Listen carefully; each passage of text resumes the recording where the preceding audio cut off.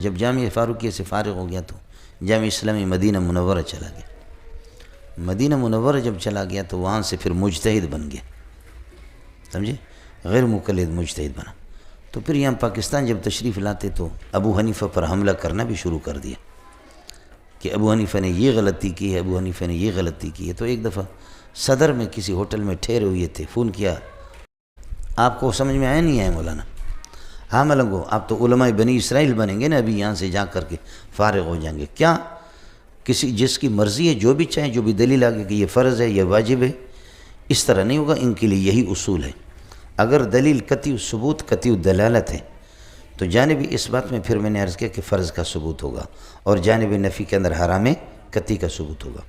اور دلیل اگر قطعی ثبوت ہے لیکن ظنی دلالت ہے، یا ظنی ثبوت ہے قطعی دلالت ہے، جانب اس بات میں واجب کا ثبوت ہوگا، اور جانب نفی کے اندر اللہ آپ کا بھلا کر مکروہ تحریمی وغیرہ کا، ٹھیک ہے، واجب یا سنت مؤکدہ کا جانب اس بات میں، اور جانب نفی کے اندر یہ کہ مکروہ تحریمی کا۔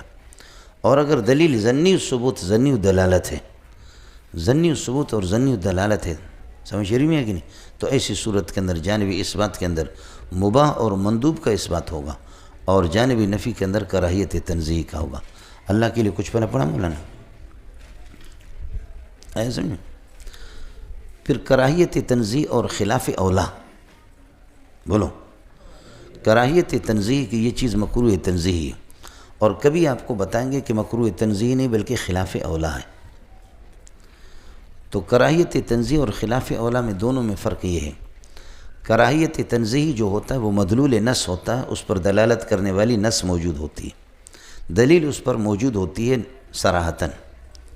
کراہیت تنزیہ یہ مدلول ہے، مدلول نص ہے، اس پر نص موجود ہوتا ہے، برخلاف خلاف اولا کے کہ خلاف اولا صراحتاً اس پر نص نہیں ہوتا، وہ مجتہد اپنے ذوق سے اس کا یہ کہ تعین کرتا ہے، یہ مجتہد۔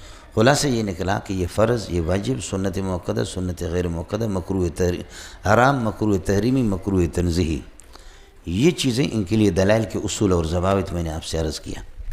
اب پورے سال میں آپ کے سبق میں آئے گا کہ یہ خبر واحد ہے، یہ خبر واحد ہے۔ دلیل جب ظنی ہے تو ظنی چیز سے پھر فرضیت کا ثبوت نہیں ہوگا، الفرضیت لا تثبت باخبار الاحاد، اس لیے آپ نے پڑھا ہے شرح النخبہ کے اندر، وحکمہ انہ یفید الظن، خبر واحد کا حکم یہ کہ انہ یفید الظن، وہ ظن کا فائدہ دیتا ہے، لا القطع، قطعی کا فائدہ نہیں دیتا، برخلاف خبر متواتر کی دلیل بھی قطعی ہے تو وہ امر قطعی کا، اس لیے عقیدہ کا ثبوت بھی اسی سے ہوگا اور دیگر فرض کا ثبوت بھی اس سے ہوگا۔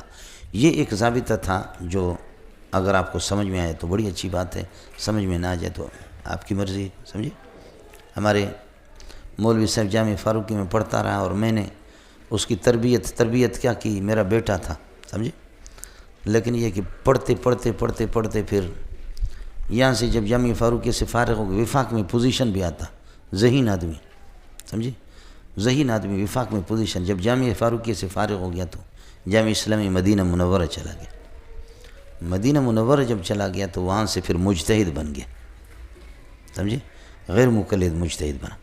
تو پھر یہاں پاکستان جب تشریف لاتے تو کبھی 20,000، کبھی 30,000، کبھی 40,000 مجھے دیتا تھا، لیکن یہ ہے کہ جب ظاہر ہے کہ پیسے مجھے دیے، پیسے دینے کے بعد پھر اس کے بعد ابو حنیفہ پر حملہ کرنا بھی شروع کر دیا کہ ابو حنیفہ نے یہ غلطی کی ہے، ابو حنیفہ نے یہ غلطی کی ہے۔ تو ایک دفعہ صدر میں کسی ہوٹل میں ٹھہرے ہوئے تھے، فون کیا، ابا جی آپ آ جائیں، تو میں ابا تھا ان کا، سمجھے، تو میں چلا گیا، میں نے کہا 40-50 ہزار روپے تو ملیں گے ضرور، سمجھے۔ جب بھی وہ باہر ملک سے آتا ہے تو 30-40 ہزار روپے، اس زمانے میں ہم لوگوں کی تنخواہیں 800-1100 ہوتی تھی، تو اس سے کیا امامت، تدریس، دارالفتاح، یہ سب 1300-1400 تنخواہ آخر میں میرے ہو گئے۔ ملنے کے لیے جب ملاقات کے لیے گئے تو پیسے تو شکر ہے اس نے پہلے سے دے دیا، سمجھے، پیسے دے دیا، ہوٹل میں کھانا بھی کھلایا، لاکھوں کروڑوں لے کر کے چلتے ہیں۔ اس کے بعد ابو حنیفہ پر حملہ بھی شروع ہو گیا۔ کچھ معزز علماء بیٹھے ہوئے تھے، میں نے کہا بیٹا آپ اور میں، ہم دونوں کے دونوں چھوٹے ہیں، ابو حنیفہ کو چھیڑو نہیں، کہیں ہمارے رزق پر لات لگے گی، رزق ہماری متاثر ہو جائے گی، لیکن بس وہ، سمجھے۔ تو اس کے بعد میں نے کہا کہ آپ کے یہاں فرض، واجب، سنت مؤکدہ یہ چیزیں ہیں نہیں ہیں، اہل حدیثوں کی کتابیں اس سے بھری ہوئی ہیں، نہیں ہے؟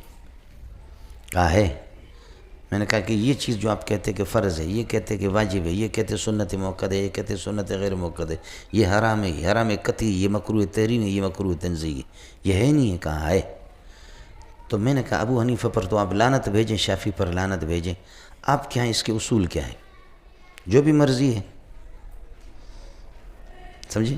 میں کہتا ہوں جیسے کہ الامر للوجوب، امر وجوب کے لیے آتا ہے، سمجھ شریف میں ہے کہ نہیں؟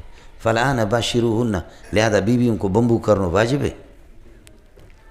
ارے باشرو امر کا صیغہ نہیں، فالآن باشروہن، اب بمبو کرو، تو میں نے کہا بمبو کرنا واجب ہے؟ الامر للوجوب، اور قرینہ صارفہ جب ہوتا ہے تو پھر تو ٹھیک ہے۔ میں نے کہا قرینہ صارفہ بھی مجھے بتا دو، یہ ہمارے اصول کے اعتبار سے یہ سارا مسئلہ ہوگا۔ تو اب میں نے کہا کہ یہ بتاؤ کہ یہ احکام سے جو آپ کی کتابیں بھری ہوئی ہے، فرض واجب سنت موقدہ سنت غیر موقدہ، لیکن یہ آپ لاتے کہاں سے ہیں؟ آپ کے اگر اپنے ہیں تو اپنی کتابوں میں دکھاؤ، اور نہیں ہے تو ابو حنیفہ سے لیا ہے تو ابو حنیفہ سے لے بھی لو، کتابوں میں مسائل حل بھی کرو اور ابو حنیفہ پر پاخانہ بھی کرو، یہ تو ہو ہی نہیں سکتا۔ تو یہ اصول حضرت اقدس کو یاد نہیں تھے، سمجھ شریف میں ہے کہ نہیں؟ تو حضرت اقدس فرما رہے تھے کہ جی ہم ہر چیز کو جو ہے نا حدیث سے حل کریں گے، تو میں نے کہا کہ وضو کی سنتیں بتائیں، وہ کسی حدیث سے، سمجھ شریف میں ہے کہ نہیں؟ یہ ہے مسئلہ۔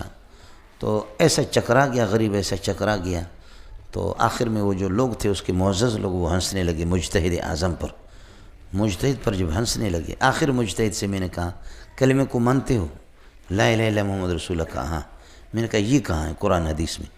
اہل حدیث کی دو اصول، اطیع اللہ و اطیع الرسول، یہ کسی حدیث میں دکھاؤ کہ لا الہ الا اللہ محمد رسول اللہ۔ تو اب لوگوں نے کہا کہ حضرت اتنے بڑے عالم ہیں، اس کو کلمے بھی پتہ نہیں ہے، کچھ لوگ بڑے میر معتبر بیٹھے ہوئے تھے، سمجھے؟ حضرت اتنے بڑے عالم کو آپ للکار رہے ہیں، کیا کر رہے ہیں کہ کلمہ دکھاؤ، اس کو کلمہ کا بھی پتہ نہیں، کلمہ نہیں آتا۔ میں نے کلمہ آتا تو ہے لیکن پتہ نہیں ہے کہ کلمہ آیا کہاں سے ہے، کلمہ آتا تو ہے لیکن یہ معلوم نہیں ہے کہ کلمہ آیا کہاں سے ہے۔ مجتہد کا حال یہ ہے کہ مجتہد مارتے رہے اشہد ان لا الہ الا اللہ و اشہد ان محمد رسول اللہ والی حدیثیں دکھاتے رہے۔ میں نے کہا وہ کلمہ شہادت ہے، میں کلمہ طیبہ کی بات کر رہا ہوں، کلمہ شہادت نہیں، کلمہ طیبہ آپ ہمیں بتائیں یہ کہاں ہے؟ تو آخر کار مجتہد اعظم کا یہ ہو گیا کہ کلمہ بھی نہیں ملا، کلمہ نہیں ملا، تو اس وقت سے لے کر آج تک مجتہد مجھ سے ناراض ہے، سمجھے؟ اور لوگوں نے مشہور کر دیا کہ مجتہد کو کیا ہے، کلمے کا بھی پتہ نہیں ہے کہ مجتہد کلمہ کہاں ہے۔ تو یہ وہ چیزیں ہوتی ہیں کہ جو آپ توجہ نہیں کرتے، تو پھر یہ سب ہماری کتابوں سے لیتے ہیں، اور پھر پاخانہ بھی یہیں پر کرتے ہیں ہماری کتابوں پر، یہ ساری ہماری کتابوں میں، اور آپ کو بھی اس کی توجہ کی ضرورت نہیں۔ اس کے بعد آ جاؤ اب آج کا۔ السلام علیکم جی دوستو، آپ نے دیکھا اور سنا شیخ مولانا منظور مینگل صاحب کو کہ شیخ مولانا منظور مینگل صاحب کیا بیان فرما رہے تھے۔